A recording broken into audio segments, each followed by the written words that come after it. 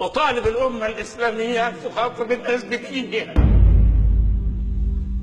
أن تخاطبهم بما أنزل الله، تخاطب المتجبرين بما أنزل الله حتى لا يظلم الدين معهم.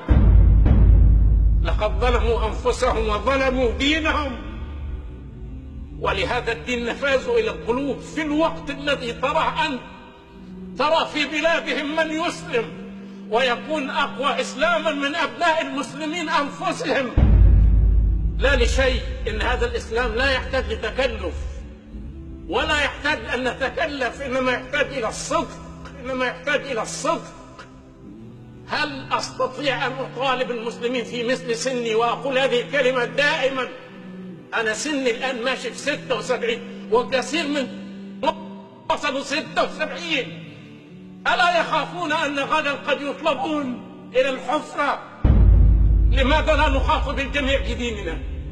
لماذا نخاطب هؤلاء بما قال الله ونسكت عن الكلام بأهوائنا وشهواتنا وسياساتنا الرعناء في معظم بلادنا؟ أما يكفينا أن هذا الكتاب حفظ من أجلنا وللإنسانية كلها؟ ألا نستحق أن تعاتبنا الإنسانية جميعا بين يدي الله لأننا فرطنا في تبليغ كلام الله لهم؟ كل اللي فعله الرسول مع موفد قريش أن تلا القرآن، لم يقل قليلا ولا كثيرا، إنما قال تسمع مني؟ قال أسمع. قام فوضع يده على فمه. أنصل إلى أن ديننا وأن يتهم ونحن أحياء. أنا لا أقول أبدا بالرعونة أصحاب الرعونة، ولا أقول أبدا بالعنترية الكاذبة الفارغة التي رأيناها عند البعض حتى وصلنا إلى ما وصلنا إليه، إنما أطلب بالحكمة أن نبلغ ديننا، بالتآلف أن نبلغ ديننا، بالاعتصام بحبل الله أن نبلغ ديننا، أن نرى فيما بيننا رحماء حتى نطلب الرحمة من غيرنا، أن ينتهي من حياتنا التجبر الذي وصل بنا إلى أن كل إنسان خايف من مصير معين. أنا قلت كلمة من قبل: من قال في الدنيا متى استعبدتم الناس؟ لماذا يستعبد بعضنا بعضا؟ أين مقدراتنا نحن المسلمين؟ أين تذهب؟ أين ما أعطانا الله من نعم؟ هل نقطعها للهوى أم لنصرة دين الله؟ أنا أقول هذا بمناسبة ما رأيناه من رسول الله.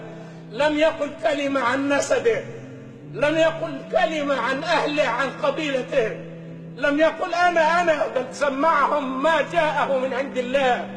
لماذا نحن لا نفعل ذلك؟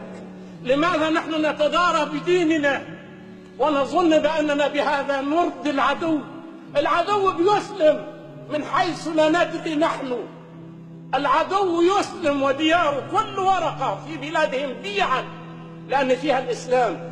الإسلام شمس لا تغيب، انبارحت رؤوس قوم أنارت عند آخرين. الإسلام هو دين عيسى وموسى ومحمد ورسل الأنبياء جميعا. فلماذا هذه المجاملة الفارغة الساقطة التي تجعلنا نظن أننا نحمي أنفسنا بالسكوت عن تبليغ ديننا؟ أرجو الله أن نفعل كما فعل رسول الله في مولده هذا. قال لقريش: اسمعوا مني. نقول للناس: اسمعوا مني. أود والله العظيم أن أرى إنسانا ذو مكانة يقول الناس لم لأن موسى مسلم، ولا أقول لك لكي أجعل عصابة. أنا إن أخطأت قل لي أخطأت بميزان. أما أن يذبح الأطفال والنساء وكذا وكذا، وفي كل يوم يطلع قرارات لا نفهم لها معنى، ويطلع مفاهيم نخضع الرأس لها لحساب من هذا؟ ألا سنعود جميعا إلى الله. أرجو الله أن يعيننا على تقواه. سنعود جميعا إلى الله. أرجو الله أن يعيننا على تقواه.